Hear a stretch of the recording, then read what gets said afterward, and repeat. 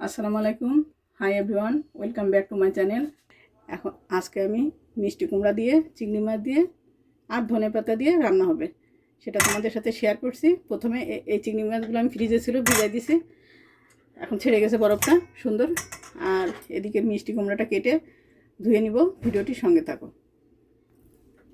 Hello বন্ধুরা, আজকে তো আমি মিষ্টি কুমড়া রান্না করব চিংড়ি মাছ দিয়ে, সেটাই তোমাদের সাথে শেয়ার করছি। ভিডিওটির সঙ্গে থাকো। এই যে এখন আমি পেঁয়াজ, এই ফ্রাই প্যানটা গরম হয়ে গেছে, এখন দিয়ে দিলাম পেঁয়াজ পেস্ট।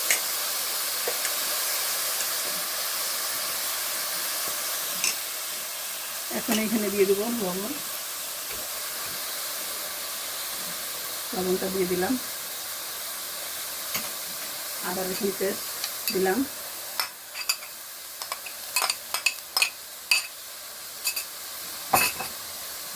আর এখানে দিয়ে দেবো এখন তেল।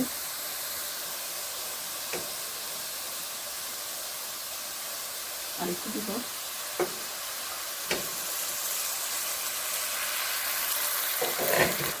এখন দিয়ে দিব ধনিয়ার গুঁড়া 1 চামচ দিলাম, জিরার গুঁড়া, হলুদের গুঁড়া,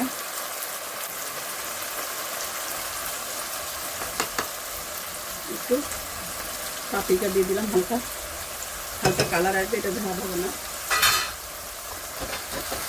এখন আমি এটা কষাবো সুন্দর করে।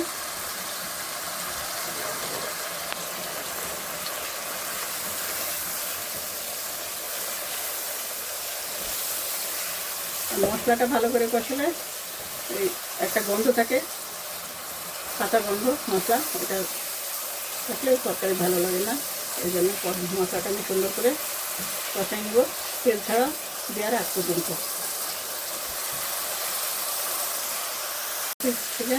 তেল ছেড়ে দিতে এখন আমি চিংড়ি মাছগুলো দিয়ে দিলাম, পরিষ্কার করে ধুয়ে নিয়েছি।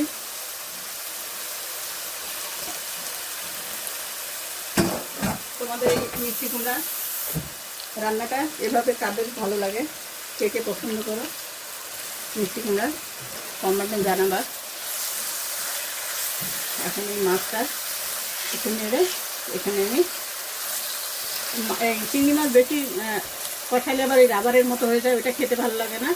এই জন্য আমি এই যে এখন দিয়ে দেবো মিষ্টি কুমড়া। বেশি তেলে মারলে এটা রাবারের মতো হয়ে যাবে, এটা এই জন্য এখন এই যে মিষ্টি কুমড়োগুলো কেটে ধুয়ে নিয়েছি, এখন দিয়ে দিলাম, নেড়ে নিব সুন্দর করে। এটাতে আমি শুকনো মরিচ দেবো না, কাঁচা মরিচ দেবো। এখন আমি এখানে কিছু কাঁচা মরিচ দিয়ে দেবো। এই যে কাঁচামরিচটা এভাবে কেটে রাখছি, আমি মিক্সার দিয়ে কাটছি, হাতে এত সুন্দর কাটা যায় না, আর হাতেও ঝাল লাগে। এই যে কাঁচামরিচটা দিব, একটু ঝাল না হলে মজাও লাগবে না, দিয়ে দিলাম। এখন এটা সুন্দর করে নিয়ে নেব।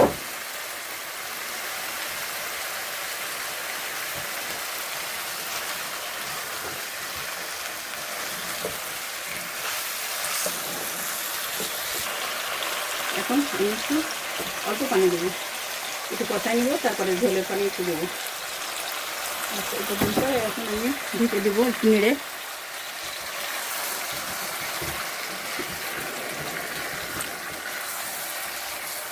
একভাবে মাংস খেতেও ভালো লাগে না, এই জন্য চেঞ্জ করলে একটু ভালো লাগে তরকারি। আর সবজি তো খাওয়াই লাগবে, এটা সবজি না হলে চলবেও না। শরীর কত আর গরুর মাংস কত খাওয়া যায়, এই জন্য আমি এই যে সবজি রান্না করি। বাচ্চারা চিকেনের পাশাপাশি বা গরুর মাংসের পাশাপাশি বলে সবজি দাও আম্মু, তখন তো দেওয়া লাগে। এই যেভাবে এখন ঢেকে দিব।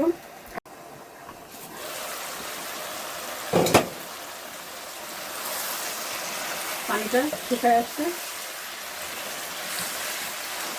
এই যে এখন আমি একটু ঝোলের পানি দেবো, কারণ এই মিষ্টি কুমড়া এখানে এই ইউএসএর মিষ্টি কুমড়াগুলো খুবই মজা, আর খুব দ্রুত এটা নরম হয়ে যায়, টেস্টটা অনেক বেশি এটার।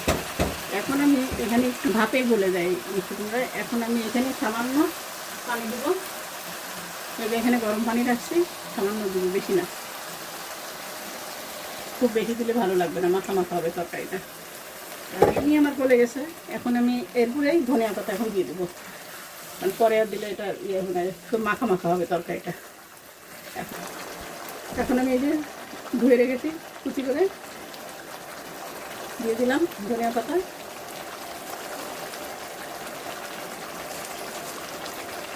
তোমরা এভাবে রান্না করে দেখো, অনেক মজা লাগবে এই তরকারিটা।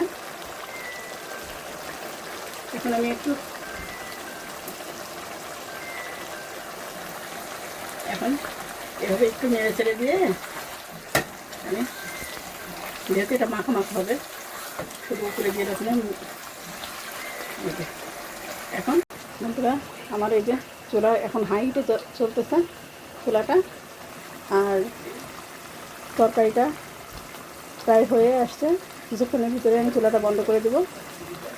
আর তোমরা কে কে এই মিষ্টি কুমড়ার তরকারিটা এইভাবে রান্না করলে পছন্দ করো আমাকে কমেন্টে জানাবে। আর ভিডিওটি ভালো লাগলে লাইক, কমেন্ট, সাবস্ক্রাইব করবে। আজকে এ পর্যন্ত, আল্লাহ হাফেজ।